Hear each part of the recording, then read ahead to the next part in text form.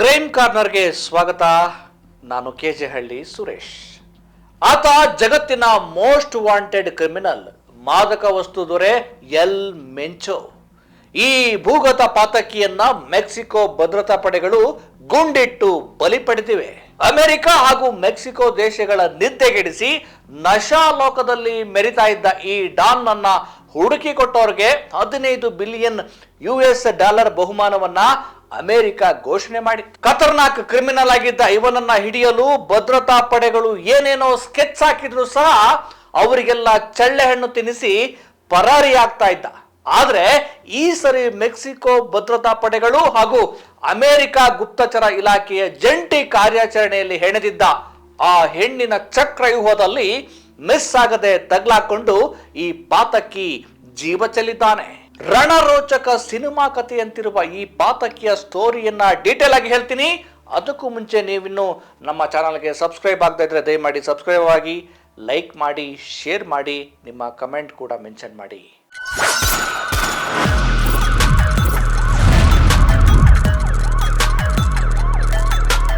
ಪ್ರಿಯರೇ, ಕುಖ್ಯಾತ ಮಾದಕ ವಸ್ತು ದೊರೆ ಎಲ್ ಮೆಂಚೋ ಮೆಕ್ಸಿಕೋದ ಒಂದು ರಾಜ್ಯದಲ್ಲಿ ಸಾಮಾನ್ಯ ಕುಟುಂಬದಲ್ಲಿ ಜನಿಸಿ ಬರೋಬ್ಬರಿ 8,000 ಕೋಟಿ ಒಡೆಯನಾಗ್ತಾನೆ.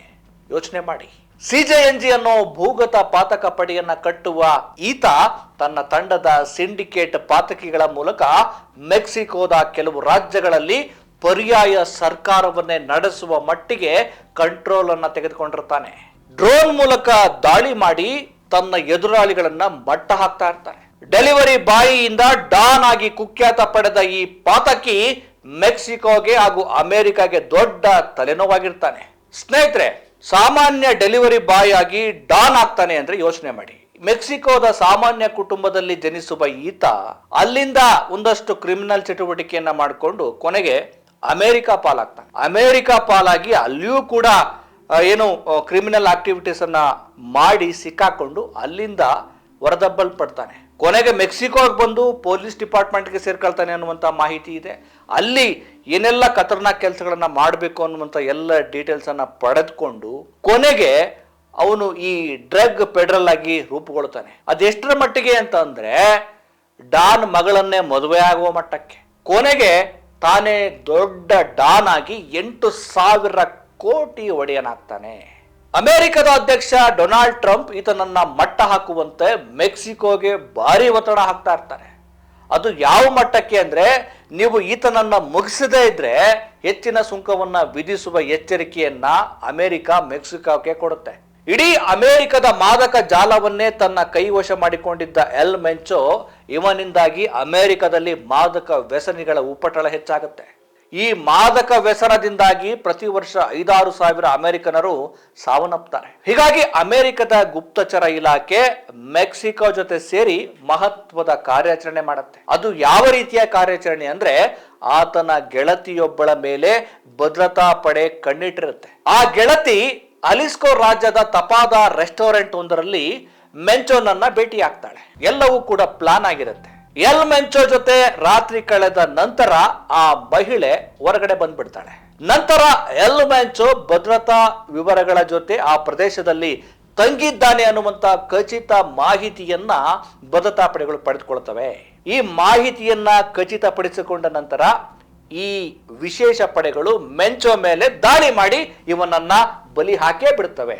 ಕೊನೆಗೆ ಜಲಿಸ್ಕೋ ನ್ಯೂ ಜನರೇಷನ್ ಕಾರ್ಟೆಲ್ನ 59 ವರ್ಷದ ಎಲ್ ಮೆಂಚೋ ವಸೆಗುರಾ ಜಲೆಸ್ಕೋ ರಾಜ್ಯದ ಟಪಲ್ಟಾ ಪಟ್ಟಣದಲ್ಲಿ ಸೈನಿಕರೊಂದಿಗಿನ ಈ ಘರ್ಷಣೆಯಲ್ಲಿ ಗಾಯಗೊಂಡು ಮೆಕ್ಸಿಕೋ ನಗರಕ್ಕೆ ಕರೆದೊಯ್ಯುವಾಗ ಸಾವನ್ನಪ್ಪಿದ್ದಾನೆ ಅಂತೇಳಿ ಸೇನೆ ತನ್ನ ಹೇಳಿಕೆಯಲ್ಲಿ ಸ್ಪಷ್ಟಪಡಿಸುತ್ತೆ. ಯಾವಾಗ ಎಲ್ ಮೆಂಚೋ ಸಾವನ್ನಪ್ತಾನೆ, ಈ ದಾಳಿಗೆ ಪ್ರತಿಕಾರವಾಗಿ ಬಂದೂಕುದಾರಿಗಳು ಟಪಲ್ಟಾ ಸೇರಿದಂತೆ ಪಶ್ಚಿಮ ಜಲೆಸ್ಕೋ ರಾಜ್ಯದಲ್ಲಿ ಒಟ್ಟು 20ಕ್ಕೂ ಹೆಚ್ಚು ರಾಜ್ಯಗಳಲ್ಲಿ ರಸ್ತೆಗಳನ್ನ ಬಂದ್ ಮಾಡಿ ಕಾರುಗಳನ್ನ ಟ್ರಕ್ಗಳನ್ನ ಸುಟ್ಟು ಹಿಂಸಾಚಾರ ಮಾಡುವ ಮೂಲಕ ತಮ್ಮ ಅಟ್ಟಹಾಸವನ್ನ ಮೆರಿತಾ ಇದ್ದಾರೆ.